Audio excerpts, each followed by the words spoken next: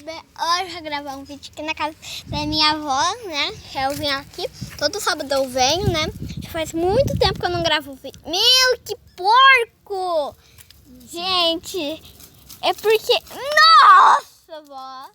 É porque os cachorros, eles fizeram xixi no mesmo lugar, meu Deus do céu. Dá aí, vó. Oi. Meu Deus, os cachorros fizeram xixi no mesmo lugar. Mas aquele dia foi a neguinha também, né? Todos.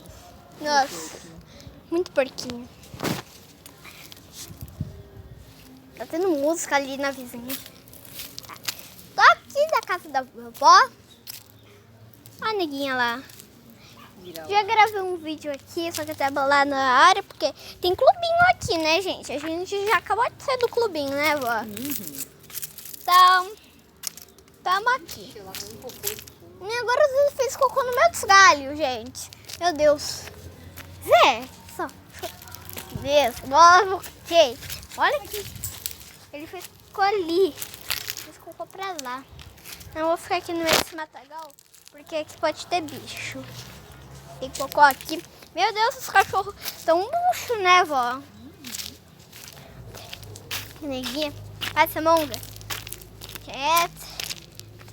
Eu só vou gravar um pouquinho da bagunça que os cachorros fazem aqui. Eu vou avisar tudo. Dudu tá deitado, neguinha tá sentada. Agora, deixa eu ver.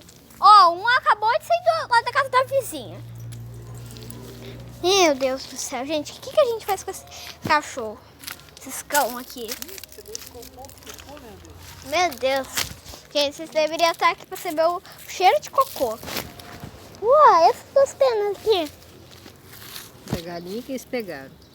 Da galinha? Ó, então, gente, esse foi o vídeo. Espero que tenham gostado. Ai, gente, tá muito longo. Vai ficar esse vídeo. Então, um beijo e tchau. Beijinhos.